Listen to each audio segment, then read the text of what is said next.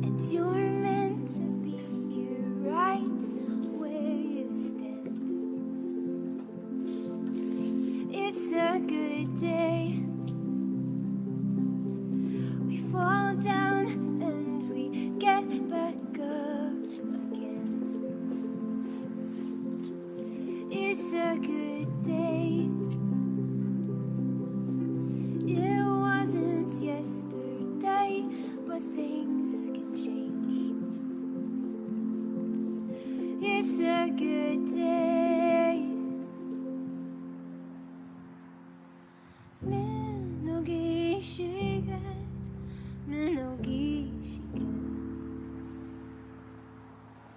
minogi shigat, minogi shigat. And I can see that we're all stars connected in a constellation. Constellation. I can see that we're all stars connected. And I can see that we're all stars connected in a constellation. Constellation. I can see that we're all stars connected. And I can see that we're all stars connected in a constellation. Constellation. I can see that we're all stars connected.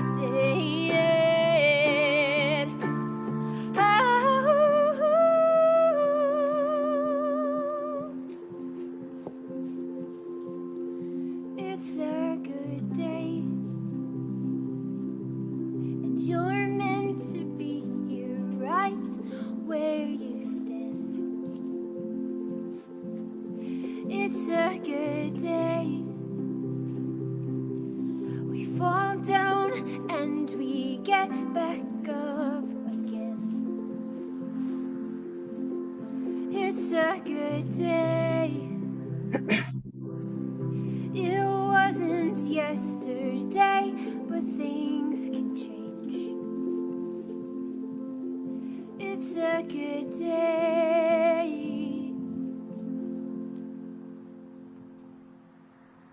Minogi shigat, minogi shigat, minogi shigat, minogi shigat.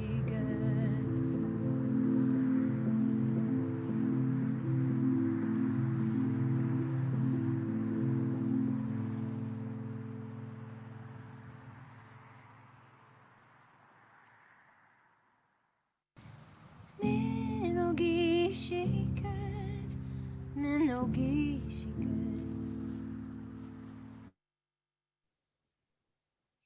Hi, everyone. Welcome here today. I am the Community Engagement Librarian at Whitby Public Library. My name is Mallory Dawson, and I'm really honored to be here today and to kick off this incredible event. Even just to be a part of this group of people who have put this together has been just inspiring all around. So I work at Whitby Public Library, and I also live in Oshawa.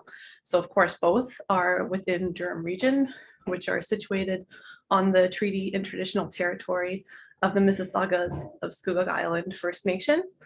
So may we respectfully honor the knowledge and understanding of the Indigenous stewards of these ancestral lands and ensure that the voices of the First Peoples are represented in our collections, programs, and services.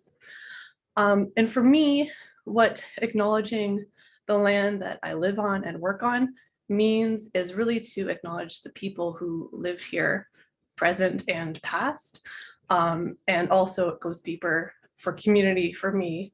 And community has always been very important to me.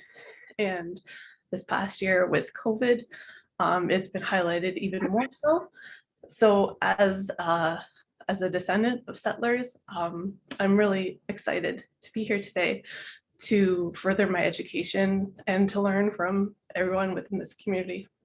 So I would love to pass things over to Sherry to introduce our amazing panelists today.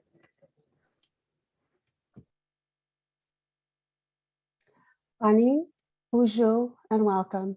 Sherry Kabiosi, Indigenous, Sagamuk, and Mississauga First Nation, Dunjaba.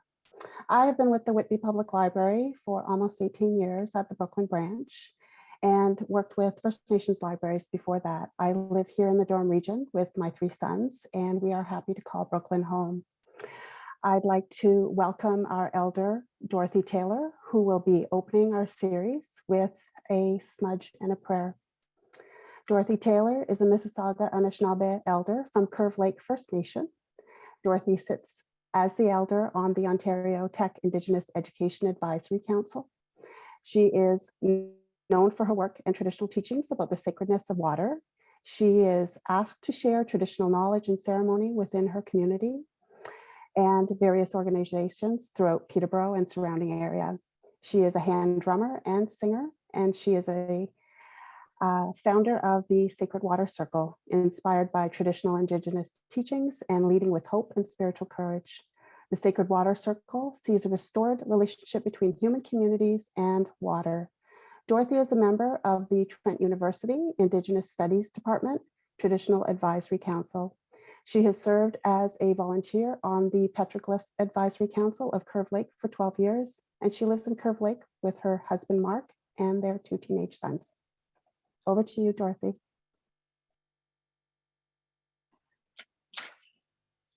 Hi, everyone.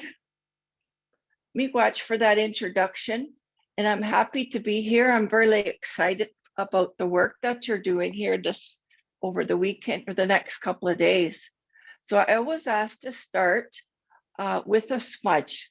And what that means, a smudge, is we ignite one of our sacred medicines. And today I'm going to be starting using this as it's grass, but it's a special grass. In our language, we call it wingush, and it's it represents the hair of Mother Earth. And it was one of the last gifts that was given to us by the Creator before we set foot on this place we call Ishkakamekwe, or Mother Earth. And so I chose the sweetgrass to light as a smudge because it's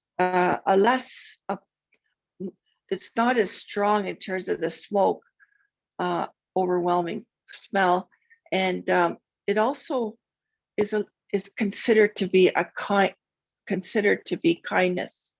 So I wanted to be kind to everyone. So how I do it is I light it with my wooden matches, and it has to be matches like this, not a lighter, because it represents the wood of the sacred fire, and it has the flint. Sacred fires are primarily lit with flint and stone. Yeah, it's so you have to. The fire keepers are trained and they know how to do that. Sometimes it's very difficult. Okay, and then once it's lit, watch. I'm going to light it right now. Generally, we take our glasses off when we do the smudge, just so our eyes can be included in be exposed to the smudge better. See, so I'm lighting it. So once it's lit, shake it up a little bit. You put it over your head so you'll only think good thoughts. You put it over your body so you only present yourself in a good way. You smudge your hands because these are gifts from the Creator, and the gifts that will only do good with these hands and not use them for negative or for violence. And then we put it over our heart lastly, so that we'll only feel good in the spirit. And there's more that you can smudge. A lot of people do their eyes, mouth, ears, bottom of their feet, their back, their hair. That works. But one of my elders that I used to work with a lot, he just said, you know, just do it steady and do it good and do it directly. You don't have to get all show off, he says, doing all that. That's what he said anyway. And so next thing I do when we approach the Creator in prayer in a good way, first you smudge so that you'll present yourself in you know, in a good way, and then we always use, this is a very important element. This is my tobacco pouch, and in it is my tobacco that I grew myself this past summer passed, and I'm growing some more this summer, and I hope I get even more. So, but this has lasted me.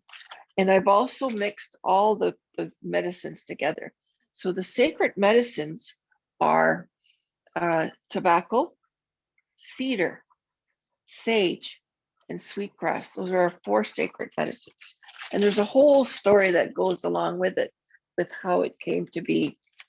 So I, you know, when we approach the Creator in prayer with Sema, you hold it in your left hand because it's the closest to your heart. So, and when we talk about the heart teachings, we talk about approaching the Creator God in a good, kind way, and you know, our heart to your heart, Creator's touches that. So, and then I'm going to pray in the language of the Mississauga Ojibwe that was taught to me by my father and my parents and my aunties, actually, because they were good speakers, and so they taught me a lot, and I continue to learn how to speak. So, but I found it so important, that it's very important that we at least know how to pray in Ojibwe, if at all possible. So I've had to work hard to be able to achieve that. So I'm going to pray now. Nahal bojo geshamanido, nimki kapanesh shikwendish nakas, wabagog do dem. Miigwach geshamnado gazagan, ginsakausha tuyen gamizyon. Miigwachka mshkakamekwe gazagan, ginsakausha tuyen gamizyon. Geshamnado al nabe. The Nama Taminsa Inape, Shinat Toyon Inape, we do Krishna, Chikin Dwendabon in the Be, Panekam Nagame, Miigwach, Miigwach, Miigwach, Miigwach.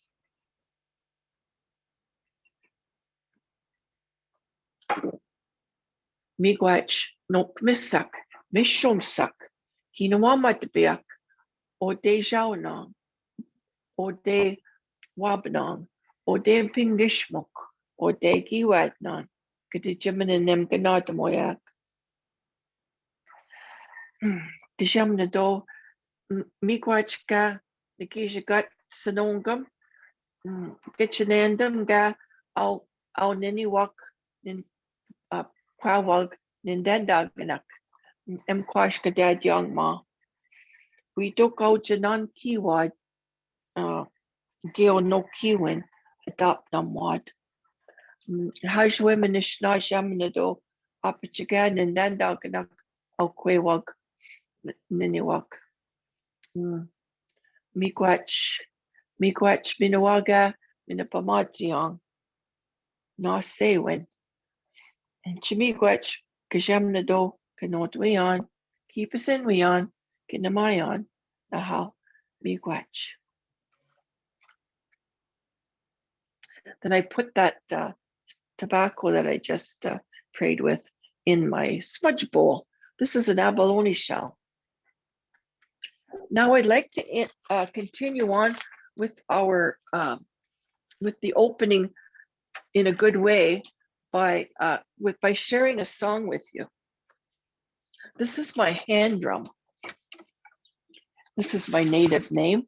My husband gave me this drum many years ago on my 40th birthday. I'm going to sing an honor song. And I hit that drum 4 times. This calls the ancestors to us and those who walk beside us, unseen, and guide us on this beauty path. Yahweh, Yahweh, Yahweh, hey, Yahweh, Yahweh, Yahweh, way, oh, way, oh, hey, Yahweh, hey, oh, hey, Yahweh, way, oh, hey, Yahweh, Yahweh, hey, yeah, hey, oh, way, hey, Yahweh. Way, hey, yeah, way, I, way, hey, oh, way, I, way, oh, hey, I, way, oh, hey, I, way, oh, hey, way, hi, hey, yeah, hey, oh. Way, hey, hi, way, hey, way, hi, way, hey, oh, way, hi, way, oh, hey, yeah, hey, oh, way, oh, hey, hi, way, hey, way, hi, hey, yeah, hey, oh. Hey, hey, hi. Way, hey, way, hi. Way, hey, way, hi. Yeah. Way, oh, hey, yeah. Oh. Way, hey, hi. Way, oh, hey, way, hi, hey, yeah, hey, oh.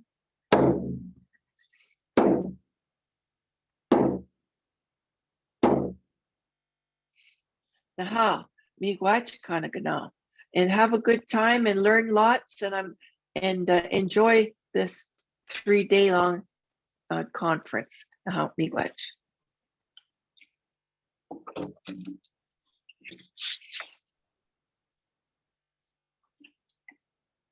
Mcglitch, Dorothy, thank you so much for being an important part of our program. Please note that the content this evening may be triggering for some individuals. We have included phone numbers for those who seek assistance and support. This is a safe space and respectful environment. Our question and answer feature will be open to all participants and moderated by the team. Please be mindful as we are here to share and learn together. Thank you for your participation and consideration that many of us have been re-traumatized by the recent events. Please join us in a moment of silence.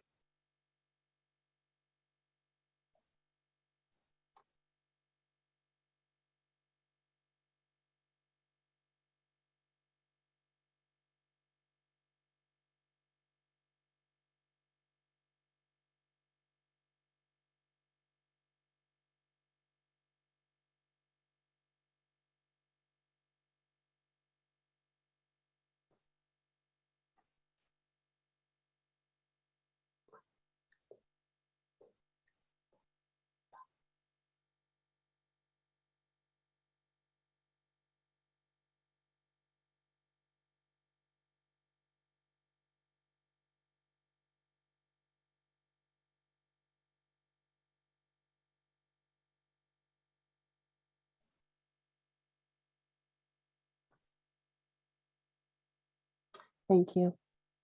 The Royal Commission on Aboriginal People was established in 1991, 30 years ago. A 4,000-page document had 440 recommendations to be done over 20 years. The Truth and Reconciliation Commission began in 2008. The final report, with 94 call to action, was finalized in 2015, 6 years ago. The Murdered and Missing Indigenous Women and Girls Commission began with a pre-inquiry in December of 2015. The final report, with 231 steps to be taken, was released in 2019. This program started as a small idea that we needed to open discussion on anti-Indigenous racism. As an Indigenous person in a non-Indigenous community, I have watched the progress of our BIPOC community and have struggled to understand how Indigenous people have been overlooked and ignored. I reached out to Julie Pizong at Durham College's Siswaning Endijig Indigenous Center to see what they had planned around National Indigenous History Month and if we could work together. Pickering Library soon joined us, as Jessica Trinier and Victoria Woods had also contacted Julie about collaborating. Soon we had invited all the Durham libraries, Ontario Tech and Durham College, both student unions and the Region of Durham to be partners. Our goals were defined as allyship, action, and increased visibility. What started as one discussion panel has grown into a 4-part series that will include reconciliation, resistance, resilience, and resurgence. We have reached out into the Durham community to invite Indigenous people from various sectors to join us. We would like to take the moment to thank the Rotary Club of Whitby, OPUC, and all of our collaborative partners for sponsoring this event. A special thank you to the students at the Durham College and Ontario Tech for taking on the logistics of presenting this to you this evening.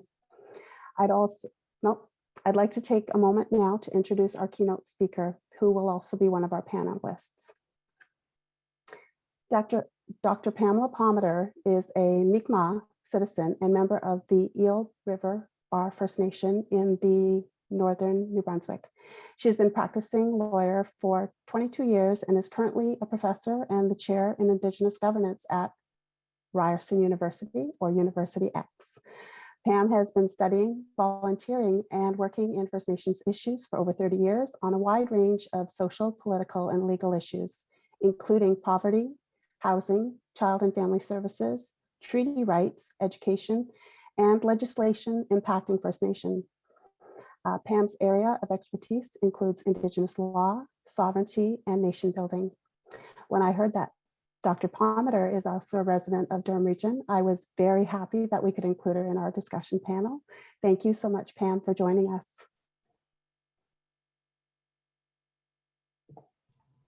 Thank you so much for having me. This is fantastic, doing an event in Durham Region. Quainin de Louise Pam Palmater. I'm from the sovereign Mi'kmaq Nation, an unceded Mi'kma'ki that's on the East Coast, and my home nation is Ugbaganjig, which is Eel River Bar First Nation. But today, obviously, I'm coming to you from the sovereign Mississaugas of Scugog territory in the Durham region, and I'm really excited that there are people here from Mississaugas of Scugog. So thank you to Jill and everybody who helped put this together and part of this. It's a real honor when we can lift each other's voices up in our different territories. And it's also important to remember that whatever it is that we're talking about, we always have to stay focused on local. And it was only a few months ago that Mississaugas of Scugog were advocating alongside of other Durham region residents and environmental groups to help protect the wetlands. And it's because of their advocacy that these issues move forward and we are able to protect critical environmental ecosystems for the benefit of everybody. And it's also important to remember during these events that there's a lot of injustice that hasn't been resolved. Mississaugas of Scugog have yet to have their treaty rights fully implemented, their Aboriginal rights and land rights. So, whatever it is that we're doing in terms of reconciliation, we always have to think local and make sure that we're supporting Mississaugas of Scugog as well. And obviously, thank you to the elder. That was a beautiful song. And thank you for the smudging and the teachings. It's always important to ground everything in a good way, but especially this very difficult issue, because these discussions are not easy and I don't present them in an easy way. I always tend to have honest, direct conversations, understanding that although they're difficult and they make people feel uncomfortable and uncertain about what to think and what to feel, That's what reconciliation is about. Think of how uncomfortable Indigenous peoples have been for hundreds and hundreds of years with the ongoing colonization, racism, genocide, and violence. So talking about it is, the first part of the next step, which is taking action. And I'm so glad that our panel is going to be talking about all of the action stuff. So I'm going to focus on the problem, and I'm going to push you all on the issue of anti-Indigenous racism, because, to be blunt, racism kills. And there's no other way to put that, in a gentle way, a soft way, because if I did that, it would be disrespectful to the people who've lost their lives because of racism. And the hundreds of children that we found in Kamloops and that are being found in other places in First Nations across the country just in this last week alone is a testament to the violence that attaches to racism. Too often people hear the word racism and think about microaggressions or discriminatory hiring practices, and they don't understand that when it comes to Indigenous peoples, it can very much be a matter of life and death. And that's what I'm going to talk about tonight. It could be the alarming rate at which different police forces all across the country brutalize, arrest, charge, or kill Indigenous peoples. It could be the frequency with which hospitals turn away Indigenous peoples, refusing to treat them under stereotypical assumptions that they are just addicted to drugs and not deserving of treatment. Or it could be any of the ways in which social workers apprehend children for racist beliefs, and not really about protecting children. All of these are just primary examples, and all of this happens in Ontario as well. And it's difficult to hear, because it's much easier when we can read a report and it says, Canada, the country of Canada is responsible for X, Y, and Z. The automatic reaction is to look somewhere else. Okay, that's the federal government. No, that's the provincial government. It's got to be somebody else. But who do you think works for the federal government, the provincial government, police forces, hospitals, schools, social workers? They're all of us. Like, we're all implicated in this. We can't point to an entity and say it's that entity's fault. It's people, it's human beings who are making decisions. It's human beings who are having these attitudes. It's human beings who are applying racist ideologies. It's racist behaviors. And that's what we have to grapple with. If it was easy as saying, oh, it's just the Indian Act, that piece of paper, it's caused all of these problems, that would make all of us feel better, except the Indian Act is a piece of paper. It's literally a piece of paper. It takes human beings to interpret it, apply it, not apply it, and add everything else. You won't see anything about sexual abuse in residential schools in the Indian Act. You won't see murdered and missing Indigenous women and girls in the Indian Act. You won't see the 60 scoop in the Indian Act. And so, there's some really hard truth that we have to get at tonight before we can move to that panel discussion about what is it that we can do now. We have to know what the problem is, what the root cause is, and just how serious it is.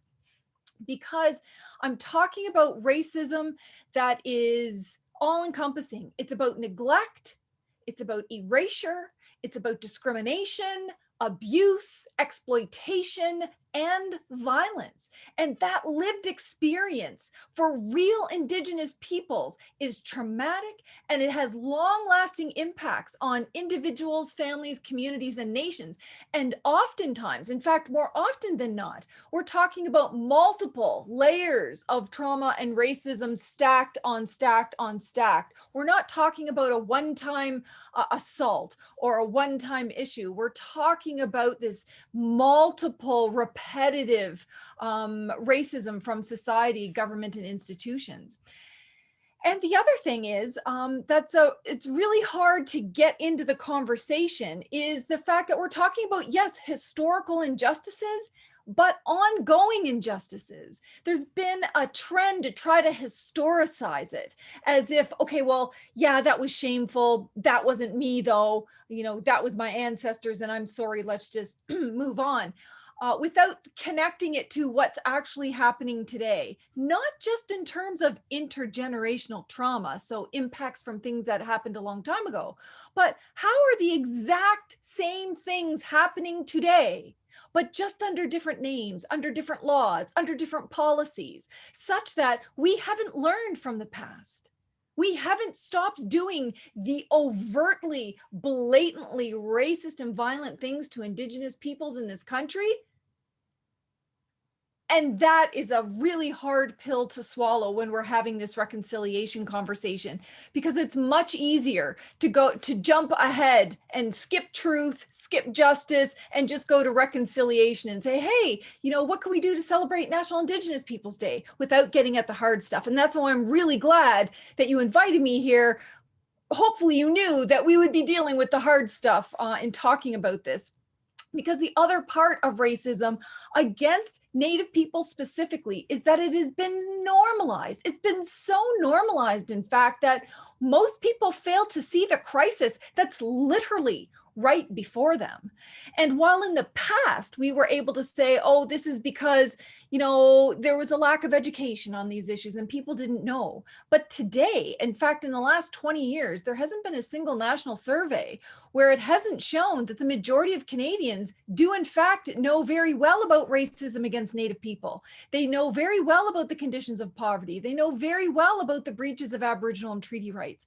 So why is there a disconnect between knowing what's going on and doing something about what's going on? And that's why I really like how you set this up tonight. We've got this, educational part, but it's also, okay, how are we going to put all of this into action in meaningful, concrete, and substantive ways, not just superficial? The superficial is important. It's symbolic, and, symbolism means a lot. However, it's the substantive. What are we doing to change conditions on the ground? So really, at this point in time, we have a situation where sometimes some segments of society, some institutions, some industries would rather be willfully blind about what's going on than confront the problem. And it's getting harder and harder and harder to do that, given that, and I'm sure you've all noticed, you literally can't be on social media or mainstream media and not see Indigenous issues in the headlines every single day, and not just one, but multiple ones. So the question is, why haven't we progressed on confronting anti-Indigenous racism as much as we should have? Well, that's, for the most part, governments, industries, and some segments of society really don't want to hear it. They don't want to acknowledge that they're implicated in this, that it's your next door neighbors, it's your brothers, it's your sisters, it's your wife, your husband, people that you know, people that you love, people that you respect. People are engaged in these acts. While they might be wonderful in one context, completely different in another. And so what happens then is there's, again, this avoidance trend. Like I said, we are avoiding the truth and justice part of it to skip to reconciliation, which means instead of doing the investigatory work and rooting out the problems, we just jump to stuff like cultural awareness training, cultural sensitivity training. And I'm not saying that culture is not important, because it's an inherent part of who we are as different Indigenous nations. But our culture has never been the problem. Genocide didn't happen in Canada because there was this inevitable clash of cultures. This was something far different than that. It was the culture that came, the culture of exploitation, the culture of domination, the culture of paternalism, the culture of violence, of extract wealth at any cost, and then how that gets permeated into every law, policy, practice, governing system, economic system in this country, such that it is a significant challenge to root it out. Now, that's very different than racism in other contexts, for other reasons, with other groups. And that's why it's important never to homogenize it all or act like it's all the same thing, because it's not. We're talking specifically about anti-Indigenous racism. Even the term Indigenous masks the lived legal, political, and social realities that we live in at every level as First Nations, Métis, and Inuit. We're completely different. We have different legal rights. We have different legal histories. We have different politics. We have different lived experiences. Even the socioeconomic statistics vary greatly. And it's important to understand that. It's not a race to the bottom as to who's worse, but it's important to acknowledge when we're triaging and trying to figure out what do we need to address most urgently, that we look at the fact that there's a wide variety between those groups. And then even amongst First Nations, that's another kind of pan-Indigenous term, which doesn't really properly reflect the significant difference between Mississaugas or Gangahaga or Mi'kmaq people, Wet'suwet'en, Secwepemc. All of our different nations have different histories and different lived realities. And so it's important here, and my research focuses primarily on First Nations, so that's what I'll talk about. But according to the research, the bulk of anti-Indigenous racism is targeted almost primarily at First Nations people. If you look at it on a global national scale, it's disproportionately against First Nations people. And there's a reason for that. And it's because of Canada's so-called Indian policy, who always had as its objective to get rid of the so-called Indian problem. And they only ever had two methods to do that. It was either elimination of the problem or assimilation of the problem. And that's where you see all of the problems today. So anti-First Nation racism is very specific, super embedded in our laws and policies. And then what's worse is that it's replicated in society over and over and over and over again. If the government acts like they don't care about First Nation issues, society wonders, well, why should I? Or if government erases the issue and says, oh no, we've got no problem here, society thinks, okay, everything's taken care of. So that brings us to another thing that separates anti-Indigenous and anti-First Nation racism from other kinds of racism. We're talking about racism that has been based on a purposeful and intentional objective to get rid of Indians. Now, Indians is the term that's used under the Indian Act. We refer to them as First Nations today, but ultimately it refers to all the original nations here on Turtle Island, like I mentioned before. And so the National Inquiry into Murdered and Missing Indigenous Women and Girls looked at all of Canada's policies, all of Canada's historical documents, all of the testimony, and found that as a matter of fact and law, that Canada, which includes all levels of government, are guilty of historic and ongoing genocide. And Prime Minister Trudeau has accepted the finding of genocide, and the United Nations and the Inter-American Commission on Human Rights has called on Canada to act with urgency to end the genocide. Now, the National Inquiry said that Canada's colonial history, including modern day history, shows that there is ample evidence of a genocidal policy, which means a manifest pattern of similar conduct, which reflects an intention to destroy Native peoples. So they found that Canada has continued with this policy to get rid of or destroy Indians, even though they may say it in a different way. They might say the complete opposite, that there's no relationship more important to us than the one with Indigenous peoples. That's the newest mantra from Prime Minister Trudeau. But ultimately, the intention and the actions and the laws and policies and practices to destroy Indigenous peoples physically, biologically, and socially continues. And this wasn't benign. This isn't like, oh, whoops, we meant residential schools to be good. Oh, but look at how it turned out. It was neither well-intended nor was it unintentional.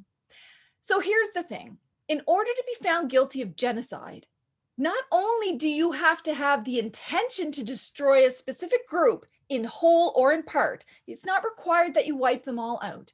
You have to do one of 5 things: kill Indigenous peoples, create physical or mental harm to Indigenous peoples, create the conditions of life such that it would destroy them in whole or in part, prevent births in Indigenous peoples, or transfer the children from Indigenous peoples to non-Indigenous peoples. The National Inquiry found that although you only need to be guilty of one, Canada is guilty of all five. And so some historic examples, some of you might be aware of, using smallpox blankets, distributing them to speed up the deaths in Indigenous communities, using scalping bounties. So that was used on the East Coast when Mi'kmaq people would not surrender our lands. They issued scalping bounties on the heads of men, women, and children to try to get rid of us. Mass murders of certain Native groups, starvation policies, especially on the prairies, the massive number of deaths in residential schools that were known, where chief medical officers and lawyers were saying, listen, this could be manslaughter. All of these children are dying. And they said, well, that does not justify a change in our policy, because the objective of our policy is, and I quote, the final solution of the Indian problem. So it's no wonder that the National Inquiry found that this goes beyond racism and really enters into the realm of genocide. Now you might say, okay, well, that was historic. Well, here's current examples. The large number of deaths of Indigenous peoples in police custody, starlight tours, sexualized violence by police nationwide, the theft of children from First Nations into foster care actually happens at a higher rate than during residential schools. 3 times as many children are in foster care today, stolen from their families, than during residential schools. The physical, mental, and sexual abuse in all state institutions, schools, hospitals, prisons, group homes, corrections, you name it, Indigenous peoples continue to be targeted. The continued denial of Indian status or membership in First Nations to First Nations women and their children, and forced and coerced sterilizations and abortions continue to happen today, such that there's 2 class action suits, in fact, over forced and coerced sterilizations. So not only did it happen in the past, but it continues to happen today. So it's no wonder that the National Inquiry said, wow, there's not much of a difference here. And then, of course, the federal and provincial government's policy choices to purposefully, chronically, and racially discriminatorily underfund essential human services like food, water, housing, and sanitation on reserve.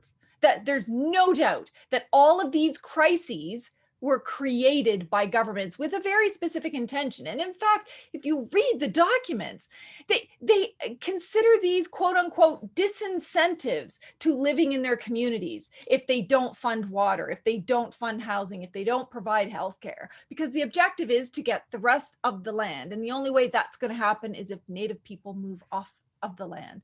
And so genocide continues in very targeted ways, obviously against Indigenous women and girls in a very gendered form of colonization and genocide.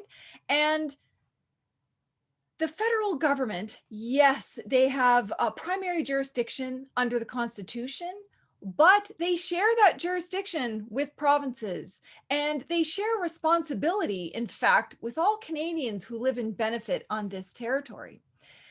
So when I talk about racism, and I know I've already said this, but it's important to understand racism against First Nations people is not about political correctness. It's not about personal offense, name calling, discriminatory hiring practices, or microaggressions. All of those things are elements of racism generally, but anti-First Nation racism is about life and death.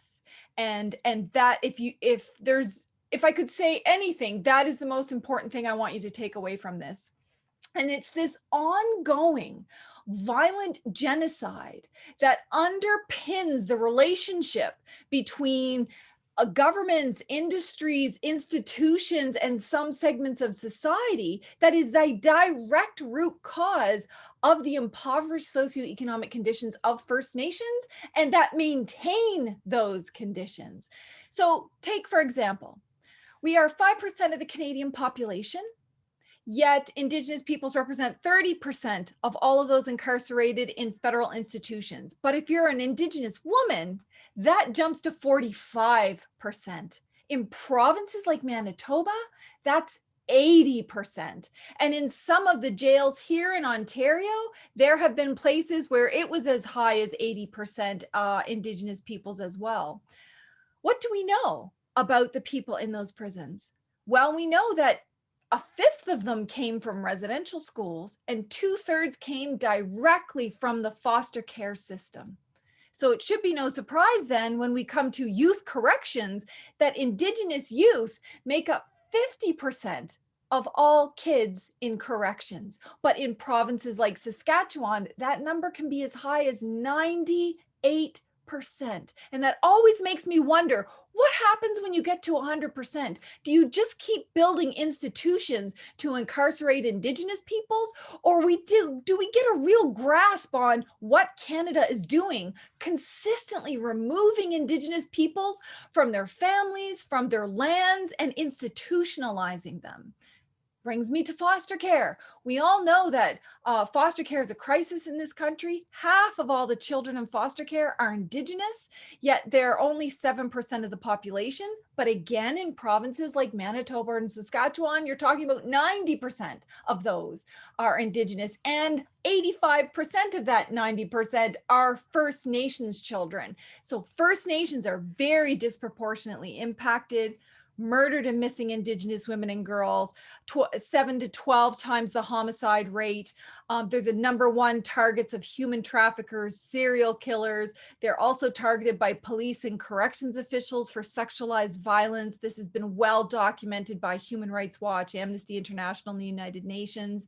And contrary to the evidence, although domestic abuse is part of the problem, it's a smaller part of the problem than it is in the Canadian context, because statistically, First Nations women are far less likely to be murdered by their spouse than Canadian women are. And no one should be murdered by their spouse. Domestic abuse is horrific, but the majority of offenders are Canadians. And so that says something about some issues we have in our society.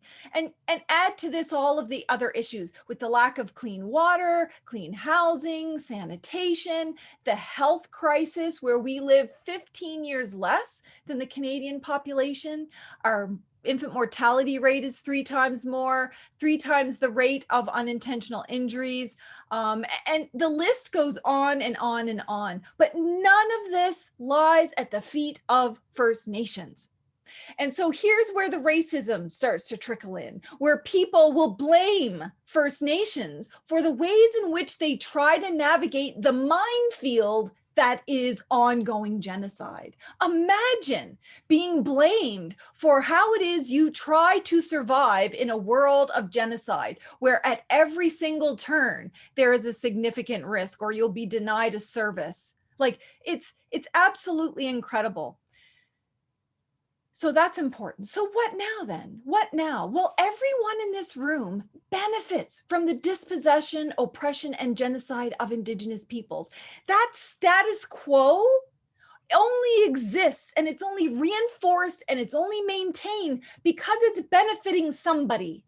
It's benefiting a bunch of somebodies. It's benefiting wealthy transnational corporations. It's benefiting extractive industry. It's benefiting governments. It's benefiting businesses and industries, and sometimes individuals.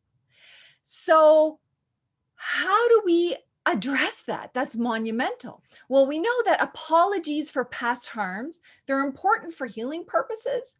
But if we don't go past apologies, that doesn't mean much if all of these issues continue into the present.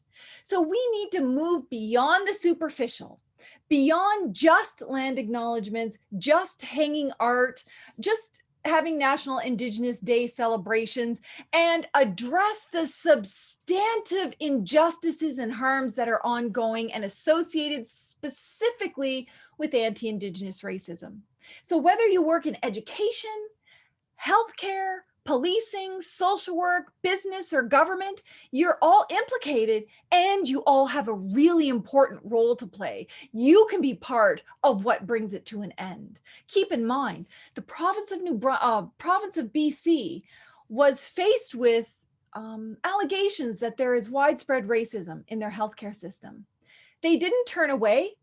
They didn't deny it. Their response was to be brave enough to say, okay, let's hire an Indigenous lawyer and former judge to do an investigation and see, do we have a problem in our healthcare system?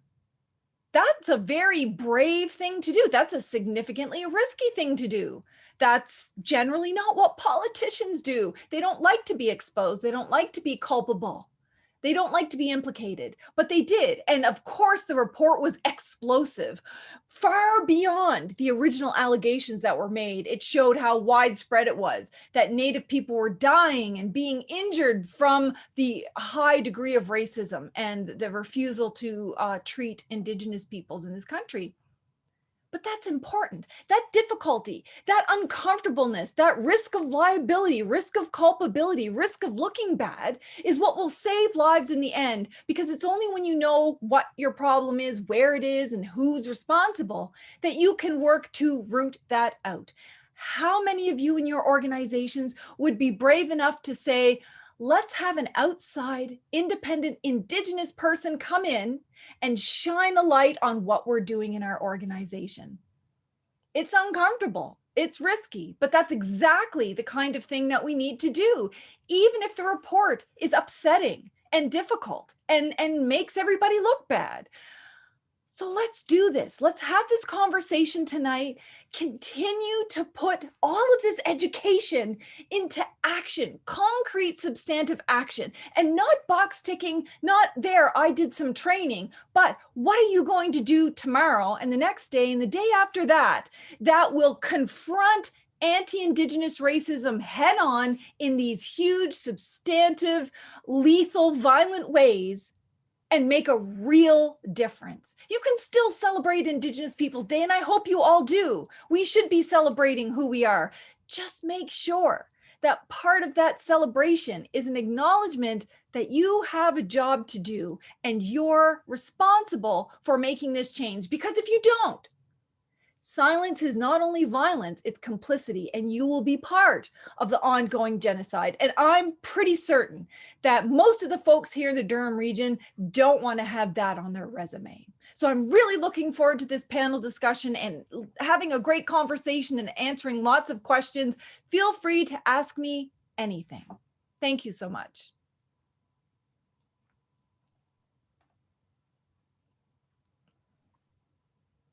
Thank you so much, Pam, for your strong words. So powerful. I would like to take time to introduce our next panelist. Let's see here.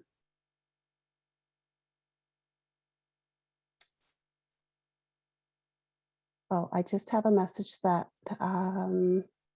Nicole Blackman had to step away. She had an emergency come up. So let me introduce Colleen Mccullough. Colleen has had over 30 years experience in working within the child welfare, family, and child caring field. Colleen attended her post-secondary education at Confederation College, specializing in the area of child and youth development. She is a fierce advocate for families, and she works with and believes that partnership and meaningful collaboration is the key to building successful relationships with families. Colleen is originally from the Thunder Bay area and grew up in the Ottawa region and is now happy to call the Durham region home. Family is important to Colleen, and she has been married for 26 years and is a proud mother of 4 spirited children. Her children continue to be her greatest joy, her teachers, and wonder in the unexpected. Her most recent and meaningful employment, my apologies, has been with the Nogdawhenmeg Benojiag Child and Family Services, where she is a supervisor at the Whitby office. When not at work, she can be found spoiling her 4 beautiful cats while reading and binge watching Netflix, anything on Netflix. We love readers here at the library. Welcome, Colleen. Mcglitch, can everyone hear me? Okay, perfect. Mcglitch, Pam, that was beautiful, moving. It makes me nervous to follow up right after. It was actually wonderful. It really gets you get you moving and going. So I really, really enjoyed that. Mcglitch for that, and Mcglitch Dorothy for the beautiful opening, and Sherry for introducing me. So I hope I do some justice. I've been asked to come tonight to speak on behalf of Nagduin Mog Banusiag Child and Family Services. Nagduin Mog Banusiag Child and Family Services is an Indigenous child wellbeing agency in Durham Region. We support Indigenous children, youth, and families using traditional values. We're accountable to the communities we serve and to their Indigenous leadership. We are approaching and trying to make difference in child welfare. The work we do, we look at from a holistic perspective. We acknowledge and honor Indigenous ways of knowing and parenting. We are held accountable to the same ministry standards as mainstream agencies. However, we are consider the historical and social political factors that have led to the overrepresentation of Indigenous youth, children, and families in the child welfare system. We seek to build circles of support, reinstate inherent rights to the Indigenous people that are caring for their children and who deserve the right to care for their children on their own, and decide what is best for their families and for their communities, and not have that imposed upon them. We were originally a thought in 1998. So we were founded by a regional committee who started this work in 1998, believe it or not. And then we were, finally in 2019, we were designated as a child welfare agency. So many, many years went by with a lot of hard work behind the scenes to make this happen in Durham Region. And actually, we are right from the Barrie area, right almost to MBQ, which is really close to Kingston, Mohawks Bay of Quinte. So we cover a very huge area. I think we have about 16 offices throughout those different regions that we've been working with. There are two sides to our agency. One is the well-being side, and that would encompass youth justice, child and youth mental health workers, youth and transition workers, alternate care workers. What alternate care is what we would consider, if you were in mainstream, would be foster care, that type of an alternate care person for a family when they need it. However, we are alternate care here. Cultural services, we have elders, we have groups, we have cultural advisors who are available. And we have just started an anti-human trafficking unit alongside our mainstream agency in the region, which is Durham Children's Aid, working alongside the police to try to build some of those bridges and try to do some different work in that area, because it's a huge need in Durham Region. Just trying to think what else. So the philosophy and approach of Nagduin Mog Banusiag Child and Family Services is first and foremost based upon the principles contained in the 7 grandfather teachings of our people: wisdom, love, respect, bravery, honesty, humility, and truth. The vision at Nagduin Mog Banusiag translates in, I can't say the Ojibwe word, so I apologize. It translates into looking ahead. So the vision is at Nagduin Mog Banusiag Child and Family Services, a holistic services model to honor and support our children, families, community, and nations to sustain a strong, healthy, and balanced foundation for life. And our mission is to keep safe, take care of, protect, guide, and nurture our children, our families, our communities, and our nations. So when we're building on these teachings, we also really fundamentally believe in inclusivity. So we encourage and foster an atmosphere that brings together all who have an interest in participating in the care of their children, in the care of their community, and to bring support for children and families that are in need. We include all perspectives and faiths, both traditional and mainstream, understanding that our people may be part of and recognize that it is from these things that individual values that they draw their strength and internal power. And we are holistic: mind, body, emotion, and spirit. We believe that all aspects of life must be taken into account in arriving at good decisions for families, children, and youth. We work with, we have 8 First Nations that are partners with the agency: Beausoleil First Nation, Hiawatha First Nation, Georgina Island First Nation, the Chippewas of Rama First Nation, Alderville First Nation, Scugog Island First Nation, Moose Deer Point, and the Wataza Mohawk First Nation. We also have one community who is an Inuit community. Tungaskuvigit is our Inuit community, and they are alongside us as well. Saying that, we also have a lot of families who have migrated to the Toronto or metro area who have ended up in Durham Region. So we are working with First Nation, Métis, and Inuit people across Canada. So we have some First Nations that we're working with right from BC to some Mi'kmaq communities that are in Nova Scotia area. And as far north as some Inuit communities up in that area as well. We are really trying to make a difference. We're still a very young agency in Durham Region. We've been around for about 2.5 years after designation.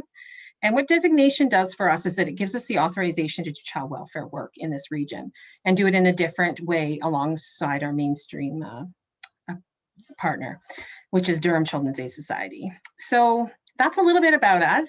I know it was really brief and probably really fast, but that's a little bit about us. So Mcglitch for being here to hear about that today. And I will pass it back. Thank you so much, Colleen. Just a reminder that you will have an opportunity to ask questions. So at the bottom of your screen, under the question and answer tab, feel free to put your questions in for our speakers. And on to our next speaker, let's see here, is Michelle Evans. Michelle has had 20 years experiencing work with the Durham District School Board in a variety of roles and capacities. Michelle is an amazing Indigenous educator whose main function is to support the implementation of Indigenous knowledge and sciences to mainstream schools. She has been a lifelong advocate for Indigenous student success, and she continues to activate requests from Indigenous students and families to connect them to community members. She guides school teams to understand how bias, privilege, and racism prevent all students from thriving. She is a member of many Indigenous education advisory circles and is always willing to raise the difficult questions and help departments move into action. Welcome, Michelle. Bonjour, Nangwaganang Indigenous Nagik Durham. I'm really grateful that we are online and I can't actually see the 300 people that are here. So although the online system can be a little hard, I have to be really grateful for it. And also I'm grateful for it for Pam's sake, because I'm a huge fan of her work, and she would see how much of a fangirl I am of her academic work. I want to acknowledge the organizers for being brave. We need more of these conversations, and by having Pam here, I get to sound real gentle. So I'm thankful for that piece. When I thought about what I wanted to say, I wanted to really be careful and position myself appropriately. That by no means am I attempting to speak on behalf of all school systems or all Indigenous people everywhere. And when I thought about some of the pieces that I knew Pam was going to address, I wanted to really be specific about where education is at. And Durham is no different than other parts of the province. So what Pam said, I'm going to get choked up. If people can start to think that all those examples that Dr. Pamiter described, that's alive and well in our schools, that's alive and well. Those are real beautiful Anishinaabe Kways, Kwaywak.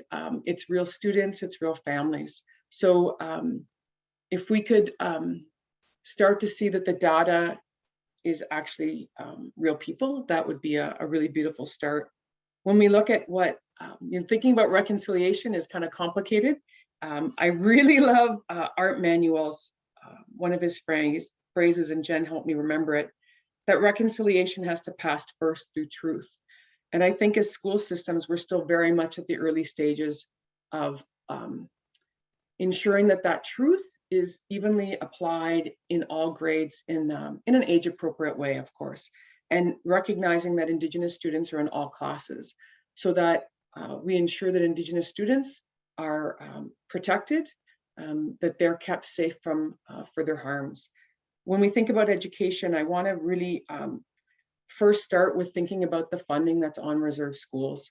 On-reserve schools are funded at a lower level than off-reserve schools, which adds a level of burden to the original rights holders of these lands. And that's, if you're unfamiliar with Cindy Blackstock, I recommend that you look her up. This has been her entire life's work. And as Dr. Palmater really made clear, the governments, all layers of government have continued to uphold that. And all of us have a role to play in pushing the governments to make those changes. One of the pieces that's missing in schools is, you've probably heard of French immersion programs. Behind those French immersion programs are robust fundings.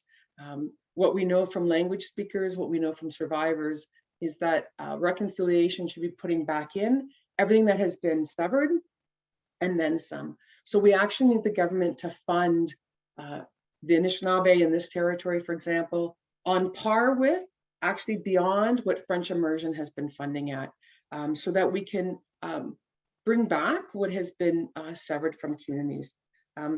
Imagine if we had immersion programs all over the place, how beautiful that would be to reconnect to the languages and the waters of these lands.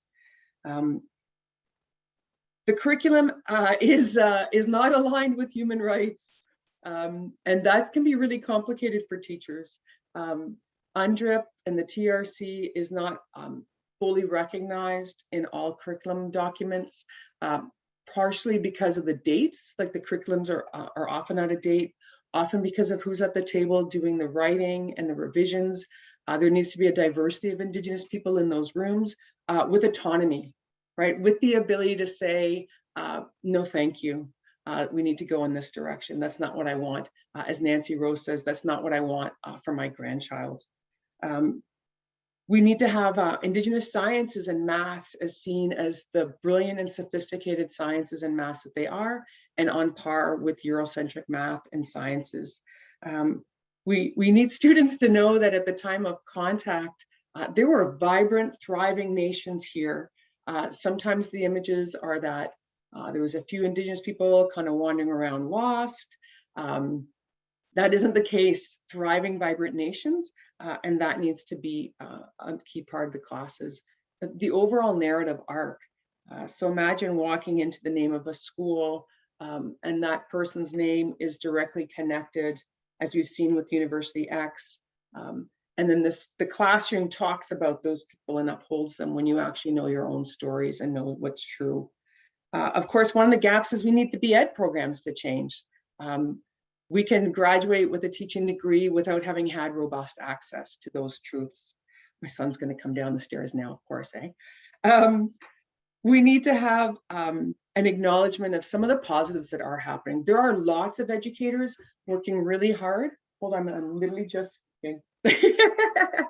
Minecraft is beside us. We have lots of educators who are working really hard and working to honor Indigenous students in their classrooms and honor what families ask for.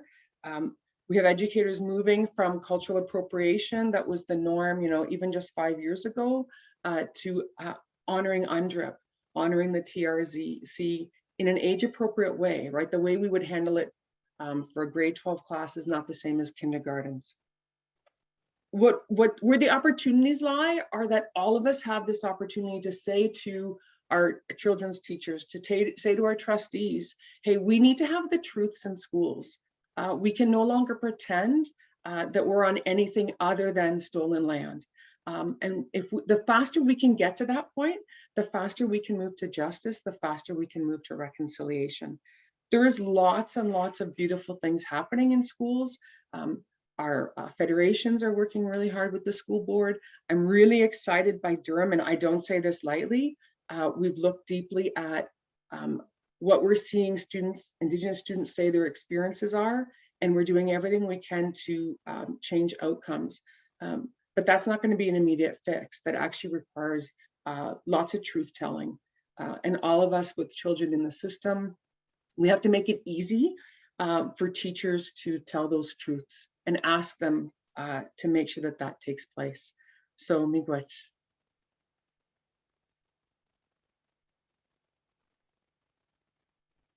Mcglitch, Michelle, thank you so much for joining us this evening. Again, the question and answer section is open to our audience. I see some questions already coming in, so let me ask, are you ladies ready? This one was directed at Pam, but please, if you have something to add, please do. What is your opinion on land acknowledgements, and who do they benefit and how? And this question was for me? Yes. Okay, so on everything that's at the symbolic level, all symbolism and forms of respect and acknowledgements. All of those things are important. What concerns me is when we only do that and not address all of the substantive inequalities. So, in addition to a land acknowledgement, I would like to hear the Durham region say, acknowledge that you're on Mississaugas of Scugog territory and what steps you're taking to identify lands that you could return to Mississaugas, or spaces where they could create urban reserves here in Ajax or in Whitby or in Pickering. Like, those kinds of substantive concrete actions. So not just, we acknowledge your land was stolen. We acknowledge your land was stolen and here's what we're going to do for our part and work on that. I'd love to see that. So it's not that I'm against land acknowledgements or taking down statues or changing the names on buildings. I think the symbolic is important, but what impact are we having on the ground? So if we only focus on land acknowledgements and we don't return the land, or we only focus on statues and we don't stop putting kids in foster care, or we don't stop murdered and missing, then we're not really getting ourselves out of genocide and saving lives. So that's kind of where I am.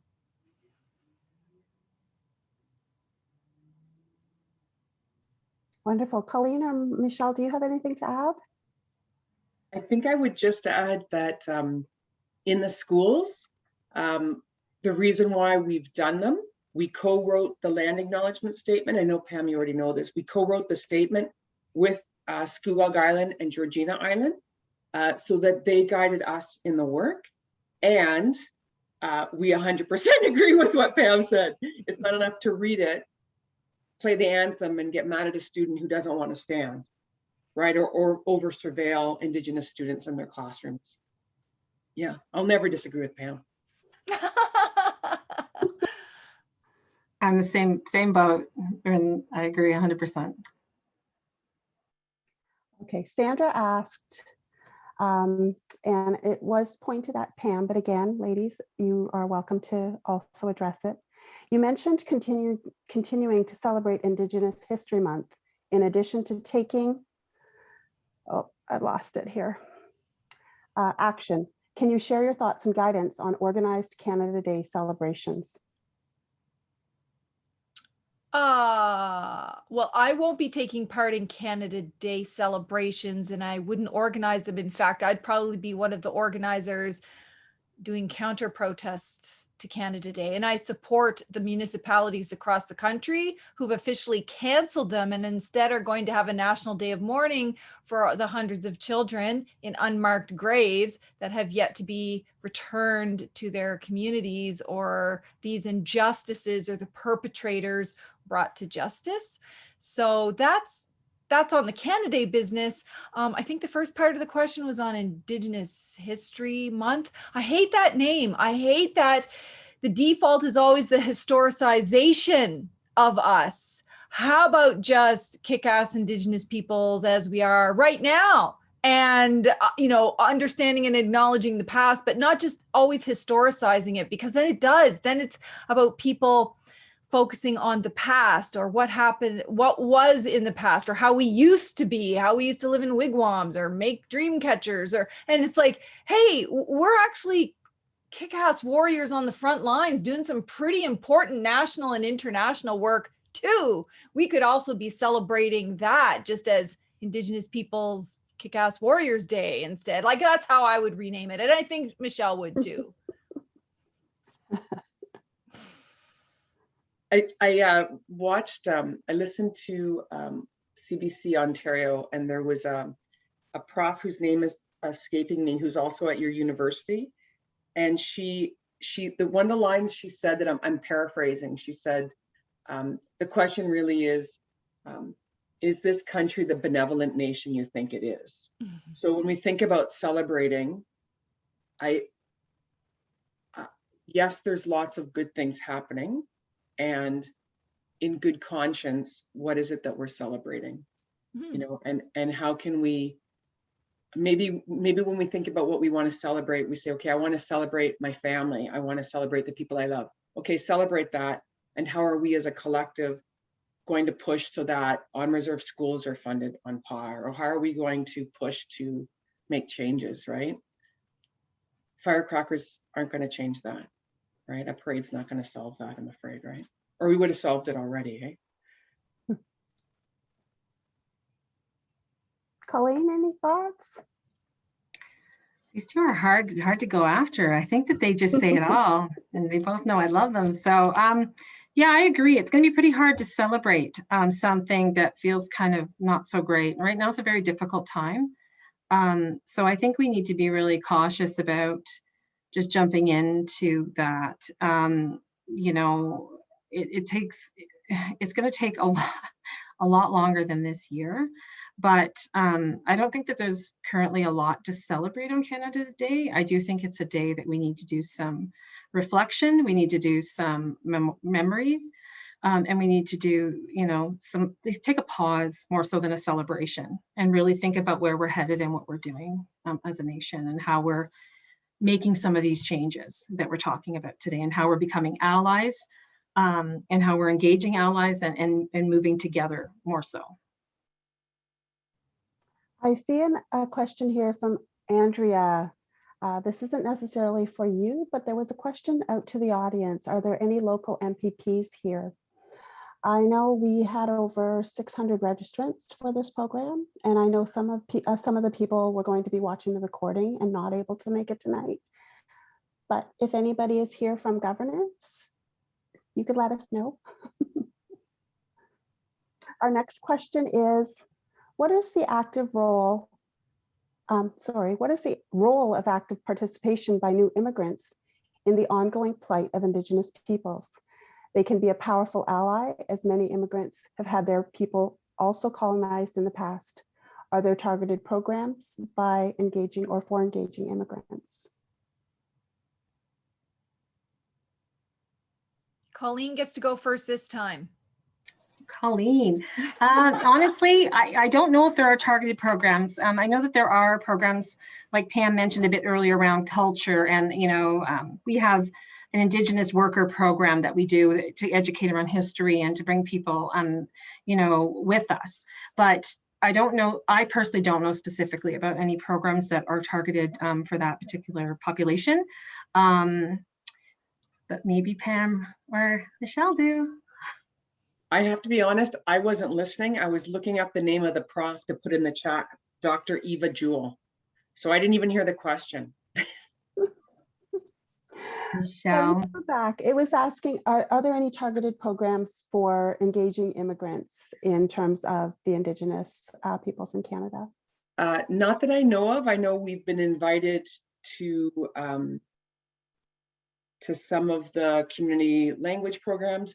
I can say that in Durham, like in the school board, we work closely with, the technical term is ELL facilitators, but we like the phrase multilingual, because the students actually, English might be new to them, but they have other languages. So we work closely with those coaches and facilitators so that they can ensure that when we're delivering these truths, it's done in a way that's appropriate for people who are close to their own experiences of trauma, and in a way that allows them to still feel good about their choices of being here, right? We don't want, the goal is not shame and blame. So we are attempting to build community with those families, but I don't know of any that's community based. But we'll help anyone that wants to make one. Hey, Colleen, we'll do the labor. Pam, did you have anything to add?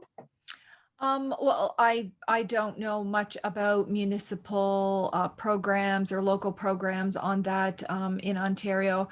What I do know is that different social justice groups representing new immigrants from varied backgrounds, from time to time, we work together. So there will be different Indigenous peoples that will come in and you know, for smaller groups of people, but nothing on a wide scale that should be. These should be national, provincial, municipal, and local programs. They should be mandatory. In fact, all people coming to Canada and becoming a Canadian citizen shouldn't actually be able to become a Canadian citizen without knowing all of this stuff, and more than just, oh, there's some peace and friendship treaties here and we all get along and we appreciate Native people, but actually the reality of it, because that's our lived reality. And the problem is when you don't, then you add, hundreds of thousands of new immigrants to Canada without that knowledge, and then all of the burden shifts to Native people to assume the burden of teaching a new group and a new group, and it never ends and never ends, when really that should be on, the education system, governments, other institutions to take up that burden, because we just can't carry it all. Great, thank you. Our next question is from Briar, and it's a question for both Pam and Michelle. I am a settler and a high school teacher with the Kawartha Pine Ridge District School Board, and I teach the Indigenous Voices grade 11 course, which is required for all students in the board. We incorporate some of the history that has been ignored or subverted for so long, as well as 100% Indigenous literature-based curriculum. I'm wondering what, from your perspective, are the most problematic elements of the mainstream education system for First Nations FNMI students. What concrete and substantive actions can I, as an individual within the system, take to create positive change for my students, First Nation and settler, but especially First Nation? Can I speak? Because I want to say, make sure you use Pam's books.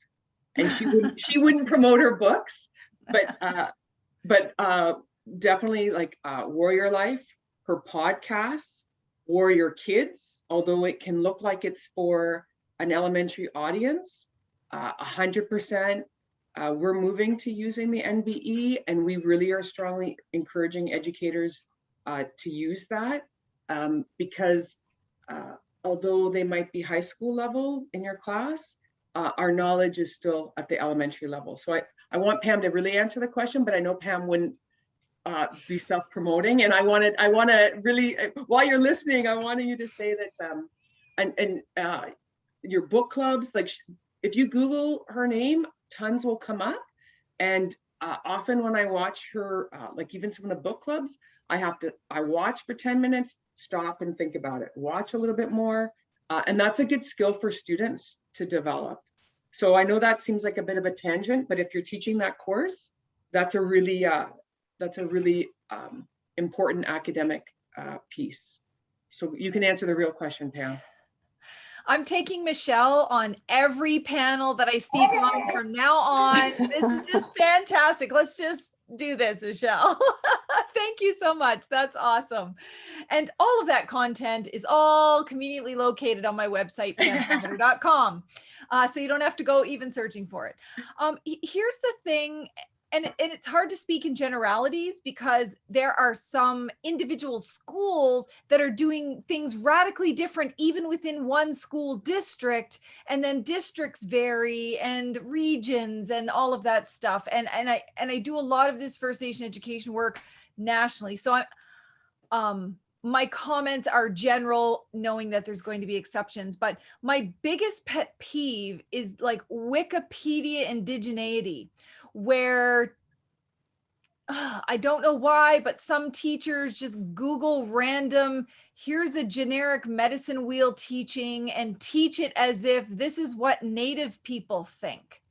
This is how Native people are. This is how Native people act. And it's so new age. It's so generic. There's so many errors in it. I don't know how many times I've seen other teachers or parents or students show me things and I'm like, oh, that's just so embarrassing. It's so embarrassing to like real Native people to see that kind of like Googleized version that's pan-Indigenous, pan-Aboriginal, as if we're all one big mishmash and we all have this medicine wheel teaching that, and that's just not the case. We're nation by nation. And I know I don't have to tell anyone here that because you work very closely with local communities, but it is still my pet peeve. In fact, it's one of the most common questions I get on social media when people contact me saying, hey, can you give me all the medicine wheel teachings and what's the best kind of dream catcher crafts I can do with my kids? And I'm just like, oh, what I want to do is the reverse. Say, here's a list of all the things you can't do. Now what do? You're gonna have to get creative and work with local First Nations and Indigenous experts and teachers and come up with some stuff, you know, that's not the same stuff over and over and over again. That's very Wikipedia'd. So yeah, that's my pet peeve. That being said, obviously not everybody does that. And we're in a very different region here in Durham Region. There's a lot of awesome things happening, but oh man, in some other places. Oof. Thank you. The next question is from Lise, and this is for Michelle. Oh. I've never heard of Indigenous math and science before. Can you please expand on this and tell us where we can learn more? Thank you.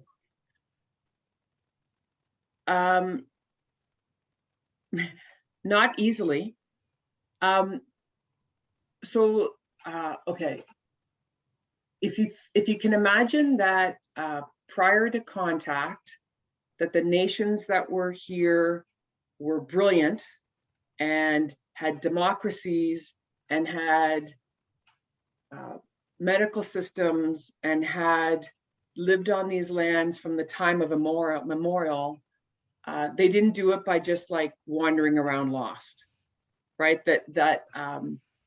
Like they weren't just like wandering around. Like if you go to Costco, this is the analogy I always give. For those of us who are Costco shoppers, I can get you in and out of Costco, no, not kidding you, in like 20, 25 minutes. Why? Because I know where everything is. I know where the berries are.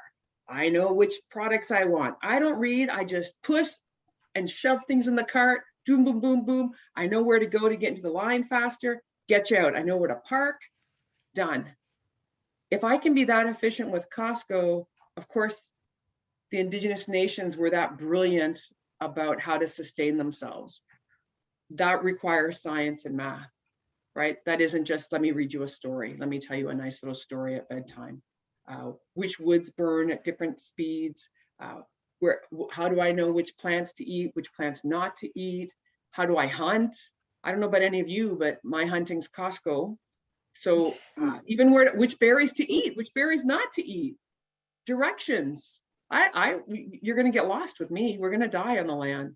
So there are lots of Indigenous scientists and math that have been holding on to those. I am like an infant in arms with learning that. So I can't really direct you there. But if as schools, we can start to make space that they exist. And when we gain the trust of the Indigenous scientists and mathematicians, they'll come into our schools if we earn their trust over time. So far, we haven't earned their trust. There are a few people that will share, but just that single idea can be really foreign to people. So I can't teach it to you because I haven't had access. I've had little bits of access, but I'm not a teacher of that. I'm still a student of that. I have some self-promotion as well then, Michelle. I just created a reader advisory list for our library on Taste of the Wild with books on foraging, hunting, fishing, and preparing foods. So check it out. Our next question, this one's a little bit further down. I thought this was important. This is somebody asking as a service provider. How can a service provider who feels nervous to speak up without the fear of being fired or shut down by those who are higher up, how do we balance becoming advocates and allies while also keeping our jobs and careers? That's for Colleen. That is a good, really good question. You know what, it's a balance. I think, we have to honestly ground ourselves in our truth. I think we need to speak from the heart. I think sometimes we need to speak gently and sometimes firmly. It really depends on your audience. We need to learn who we're speaking with, and we need to be tireless in our efforts to make change. So it's a hard one because oppression is alive and well in all of the systems. We all are working in colonial systems that are making changes, and we are moving in the right direction. We just have an awfully long way to go. So it is hard. I'm not going to say that it's not, but I think that it starts small and you continue to build your allies. You maybe make small changes in your day-to-day and take small risks as you go. I would never want anyone to put their job at risk, but I think sometimes we have to stand our ground and speak our truth, and find our people so that we have that support as we move forward, and know that it is right and it is good when you do those things, and we need to start to find that courage to step up and say, this is wrong and I will not be a bystander.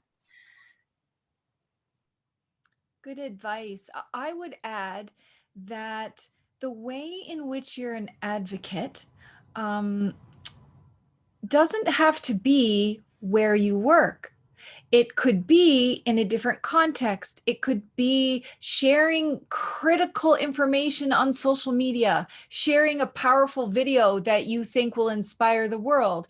It could be volunteering at a Native organization or showing up at a protest. So try not to,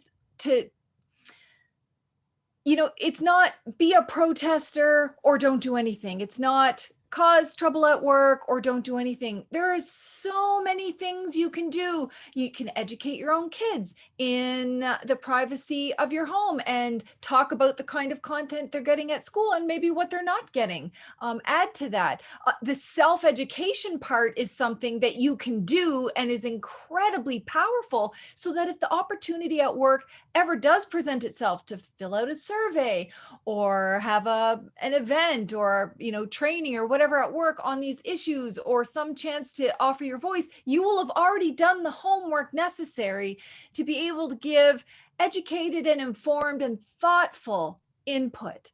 And so because my kids ask me this all the time, what about at work, Mom? And it's like, well, don't limit yourself to just work. There's a whole world out there. Some people volunteer. Some people do like a whole many other things. Or you could just say, I can't do any of that, or I'm not comfortable with that. I'm not at that stage yet, but I can contribute to the First Nations Child and Family Caring Society. I can make a $100 donation so that they can continue their litigation to support the rights of kids in foster care. There's just so many things that you can do. I don't think anybody is ever asking anyone to put themselves in harm's way. But because I often get asked that question in First Nations communities, for example, like, how can I do this when, this could happen, or, there's this threat of violence over here. And it's like, first and foremost, we're about human health, safety, and well-being, and planetary health, safety, and well-being. So safety is important. We need you to be here to learn this and help us at some other time. Or maybe you have 5 children under 5, and right now might not be the time for protesting because you're helping to educate your own babies and take care of your own babies. So always think about your safety first. And there's a multitude of ways that you can help. Like if you go to the First Nation Child and Family Caring Society, Cindy Blackstock has 7 free ways to help. So if you don't know where to get started, or it's all overwhelming, think, okay, I'm just going to focus on kids in foster care. Here's 7 free ways to help. They're like, signing petitions and, doing, sending template emails and things like that. So work wouldn't even know about that. Good. I have a question for Colleen. In your work, what are some of the themes that you've noticed while working with different groups of people, children, family, and communities? What sort of support or resources are most needed from your perspective? So I think what we're talking about is allies. So we definitely need allies. And I think that the other thing that we need is support. So we have a volunteer system here now, or we have a volunteer program. It'd be lovely to see people volunteering and coming in and getting to know us better. Funding, that's another one that's always been a big problem. And we ended up getting funding after 2015 when Truth and Reconciliation came out. And that's when things really, really took a turn, and we started to get funding for this agency to start to move forward. Foster alt care parents, we need those kinds of things. And awareness that we're trying to do things differently.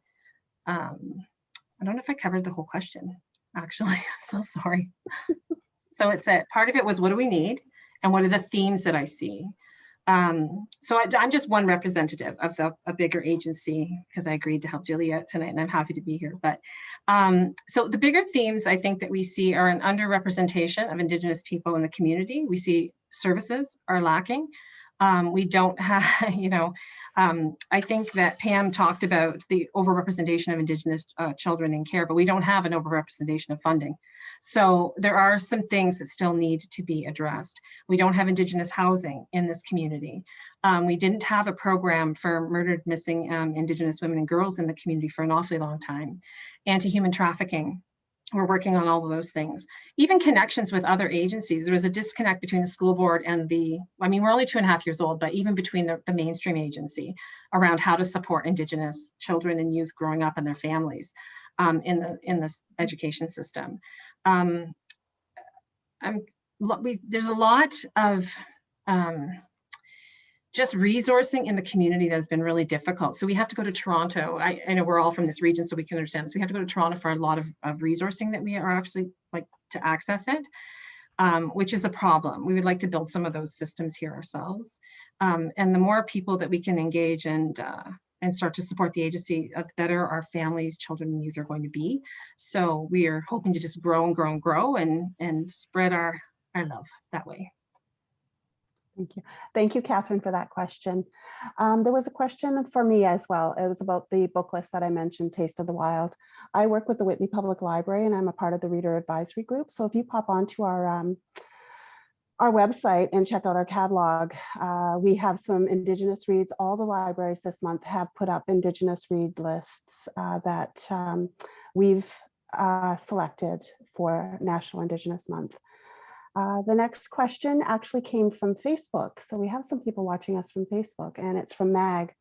Dr. Pam Palmater spoke about the Mississauga of Scugog Island initiative to protect wetlands in Durham, having partnered with Marsh for Life project in 1996-7. I am interested in contributing once again, any way I can, in future glacial water stored in the Oak Ridges Moraine. Every river and creek from the Niagara Escarpment to the Trent River provides drinking water to Lake Ontario. It deserves to be preserved.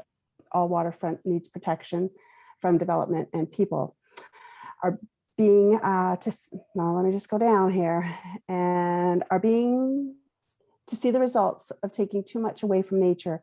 I think there's some missing. Now maybe working together moving forward and with positive initiatives as shining examples of our youth. Thanks. I'm grateful for the opportunity. I hope that was the same question. So you had mentioned the wetlands, and I know it was something that Julie had mentioned when we first met, just some of the issues that we had in the Durham region. Can you speak to that again, Pam?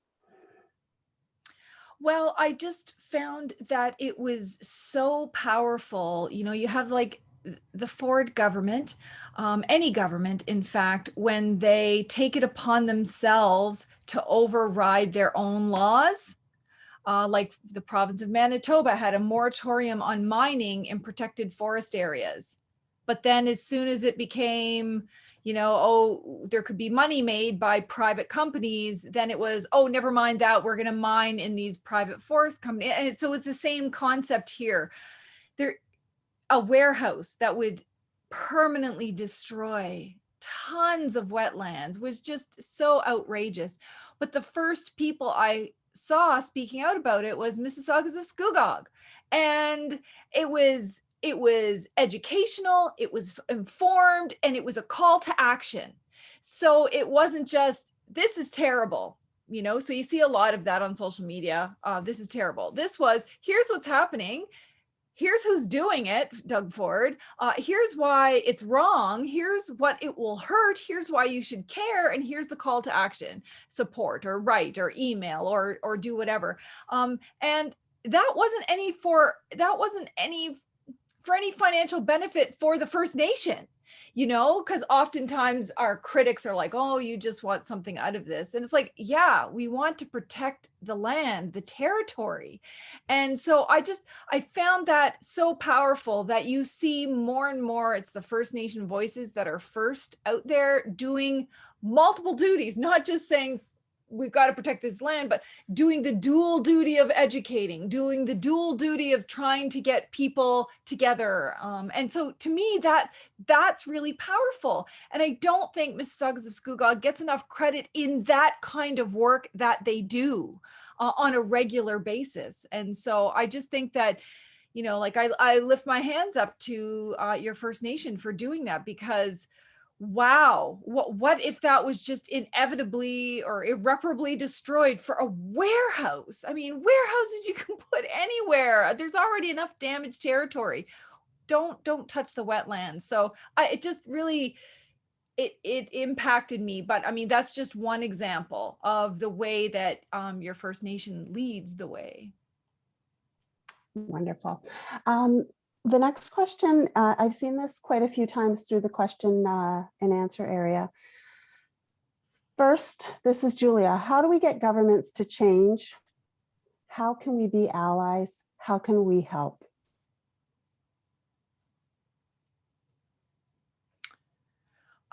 Okay, so the first thing we have to do is recognize that governments are staffed by people, by Canadians. You know, Canadians say, how can we make governments work? Well, you're the government, you're working there, and you vote for them, and you are, if you believe you're in a democracy, you are also the real government. All you do is vote your spokespeople. So it's, what are you going to do to make the government different? What's your role? Where's your sphere of influence? And it could be on a whole wide range of bases. And you know, so there's people in government who have a sphere of influence, and, you know, policy advisors, legal advisors, so on and so forth. You could have a significant amount of influence that way. Then there are bureaucrats who are making everyday decisions, yes or no to fund a project, yes or no to require a duplication report, yes or no to err on the side of supporting a First Nation. And you would be surprised how difficult it is, or how frequently racism comes into some of that decision making. And I'm not just saying that from my personal opinion. I did work in the feds for 10 hard years, but I'm fully rehabilitated. But it's also from reports we see from auditor generals saying, look at what the governments are doing. They're consistently micromanaging. They're saying no to every application. They're being unreasonable. They're making, you know, they're making racist decisions. So, you know, like, people need to own that and stop doing that. And having worked at both Justice Canada and Indian Affairs, wow, was I ever struck by the number of people who are like, yeah, I'm not funding that project for their economic development. They get too much money anyway. They get everything for free. And so then they don't get this really important development project that would have brought, you know, a little bit of relief to their community, just because of racist ideologies. So there's so much that people can do if you're already in the government, and not just government. So think of government more broadly, not just federal and provincial government, but also policing, the healthcare system, the education system, social work. Like, all of these are institutions or agencies of government in some way or another, and they have a significant impact. So, you know, you can be asking, if you're a police officer or, you know, a fire person, or working in especially child and family services or education, like, what can you do? If you always look at what it is that you can do, then you will grasp the answers about how you can advocate so much easier than if you only look at, well, I have no power. I as an individual, how can I make government do X, Y, and Z? Well, there's so many things you can do. And we already talked, I mean, there's emails, there's petitions, there's how you vote, there's issues you raise, where you raise them, how you raise them. All of those things actually make a difference. Who you fund, who you support, who you donate to. Are you purposeful? Are you intentional about those things? Do you help fund litigation against the government? All of those things matter. Michelle, Colleen? I just agree with Pam 100%. I mean, I'm just humbled to be on the same panel with Pam. Like, it's not, you know, it's, I think give your money, give your time, give your energy, start, you know, somewhere, just start. I think that the advice around Cindy Blackstock's website and some of those 7 ideas of how to get started as an ally, things you can do today to get started is a great place to start for right now. And then just to start to be aware of the land you're on, the history of the land that you're on, who you're sharing land, or that you are a visitor to the land. You know, those are just small little steps in the right direction if you're just getting started, and then they will perpetuate, like Pam said, into bigger and more things as you start to gain that knowledge and open your heart. Michelle? Sometimes we say to teachers, like, what do you love? Like, so do you love music? So can you start learning more about Indigenous musicians, buy their art, buy their t-shirts, buy their earring. Where can you support Indigenous industries? Like, that's, you're going to buy your items from somewhere, you can do that, and that isn't cultural appropriation. That's a common lament.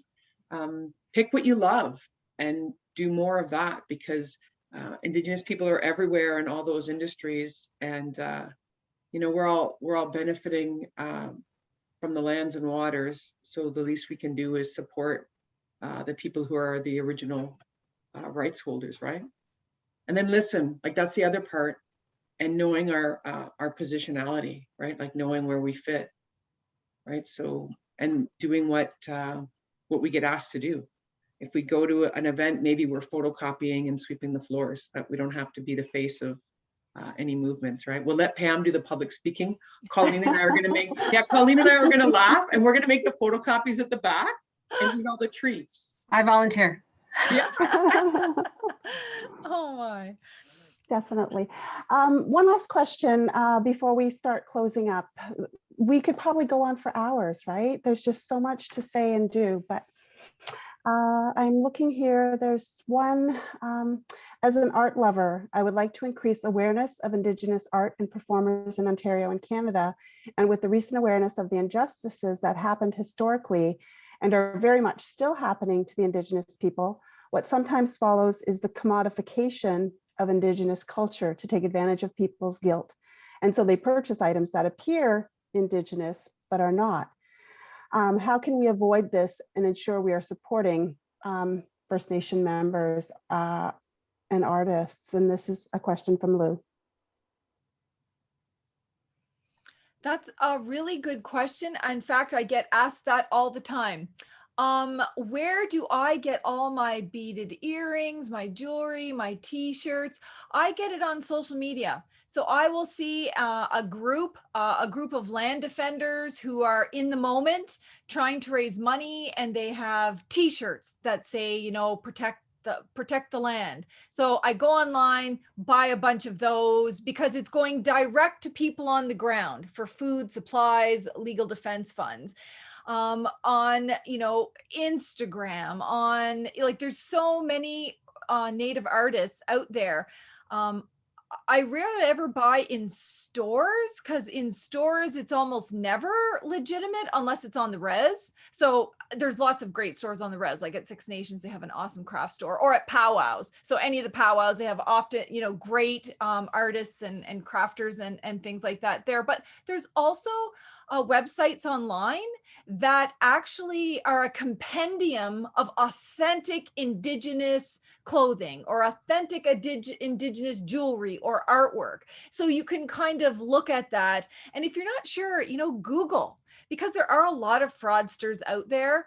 There's a lot of people faking to be Indigenous. I mean, that's another problem we don't have time to talk about, but that's another form of racism and dispossession, all of the, you know, people, but they will also do those kinds of things. So anytime I see someone selling something, I will just look to see if it's, you know, legit and where it's going. And my gosh, if you could see my house, I have 8 billion t-shirts, I swear, because I'm always saying support Native business, and I end up just buying one of everything. You know, so if like I get an honorarium for speaking, it's like, okay, that's going to Cindy Blackstock's organization, or it's going to these land defenders, or, oh, I'm gonna have to buy more t-shirts. But ultimately, you can wear them with pride, saying, look, I supported an Indigenous artist or a movement or something. And my favorite ones are really the ones that are in progress, the ones that are fundraising because they're at 1492 Land Back Lane defending their territory, or they're in Mi'kma'ki trying to protect themselves against racist violence, or they're in Wet'suwet'en territory defending the land, or Secwepemc territory, or any of them. You know, that's my where I like to put most of my money. But yeah, just there's so much you can do. There's so many amazing Indigenous people. Just be intentional about doing the little bit of extra work to ask someone or go online and try to figure out if they're actually authentic, especially if you're ordering online. Michelle or Colleen, do you have any to add? As Pam was talking, I was trying to throw some stuff in the chat. Oh, okay. Just like Three Nolans and Chippewa and the Tiny House Warriors. Too. Yeah. And locally, we have up at in Aurelia, we have a really great little store right there. And then they're also at Curve Lake, we have Wetlands, and it's beautiful. Got some beautiful things in there, and they have from artwork to clothing to whatever you might need, beaded earrings, and it's all authentic and beautiful. So they're local, and Alderville as well, I believe, has a store out there. There's some things going on. So those are all local places you can kind of visit if you felt like you wanted to do that as well. Thank you so much. I'd like to introduce my partner in crime, Miss Julie Pizong from the college. She is going to do our closing this afternoon. So, Oni Bojo, Wasanangishgang Indigenous, Nashing First Nation, Indinjaba, Curtis and Dingy, Michigan Dadam, Nishnawbe, Kwe, Potawatomi, Ojibwe, French, and Dao. So, hi, I'm Julie Pizong. I am the Indigenous Student Success Coordinator at Durham College's First Peoples Indigenous Center. And I am so pleased to see all of the people who have joined in on this very important conversation today. And as I'm listening to all of the questions and all of the content, before I get into thanking our partners, I want to shamelessly self-promote what we are doing at the First People Center this month to promote Indigenous excellence in the region. And each day we are doing a number of posts for community members and also local artists and business people. So feel free to check out our social media posts and you'll get plenty of ideas of where you can buy from local Indigenous businesses this month. And this is something that we will continue to do, again, to promote Indigenous excellence within the region, because there are many Indigenous people within the Durham region, and we really do need to uplift one another. So I am amazed and so grateful to be part of this amazing collaboration. And when we come together and we leverage the gifts of everyone in our group, we can do amazing things. So I wanted to thank everyone for joining in this important conversation and know that this is the beginning of a journey. So many of you are tuning in to find out how to become better allies and what can you do in order to move reconciliation forward. In fact, joining a session like this is sometimes the very first step. And so we want to continue to engage in conversation and dialogue that is important to you and to Indigenous communities and Indigenous peoples. So I encourage you to register for our next session, which also came up in conversation this evening. And our second session revolves around resistance. And we are highlighting Indigenous land defenders, water defenders, language defenders. And so if you had questions about how to support those initiatives, then you certainly want to tune in to our July 8th session. And we will be having another panel discussion, and you will be given lots of opportunities to do that. Now, our whole topic was on understanding, anti-Indigenous racism and becoming true allies. And when Elder Dorothy Taylor started us this evening, she started us in a good way with a little bit of the teaching of Wingash or sweetgrass. And so it occurs to me that what we need to do collectively is to be like Wingash, and we have to be kind with one another. And first, what we have to do is take that braid and we have to unbraid what we have learned or what we think we have learned, because there is a lot of non-truths in what people have learned through the education system. So first we have to unlearn. And then we have to be brave enough to take that dive into this continued learning that will help us to become better allies with Indigenous people and with Indigenous communities. So, you know, reach out to, you know, the panel members that are here. We are here to support and foster relationships, because relationships are so ultimately important. And it is the relationality that we have with one another, with the land itself, that is of the utmost importance. That is how we come to be in relationship with each other and with the land. And we are all just part of the land as well. Everything that you see, that is all a part of you. And so we have to protect and nurture all of those things in creation and acknowledge that we are part of creation as well, and foster those amazing relationships. And so I want to thank all of our panelists, all of our collaborators, all of you for tuning in. And I challenge every single one of you to continue on this path of learning, to continue to learn to become an amazing ally. So thank you so much, everyone, for joining us this evening. And I hope to see you at our next session on July 8th. Miigwech to the amazing Kwewag that are here, who help to lift each other up and raise our voices. And it is, you know, the beginning for Durham Region, maybe to recognize that Indigenous people are here and we are amazing. I'm just going to put it out there because we are an amazing force, and we want allies. We need allies. We need people to take on the responsibility of action. So, miigwech.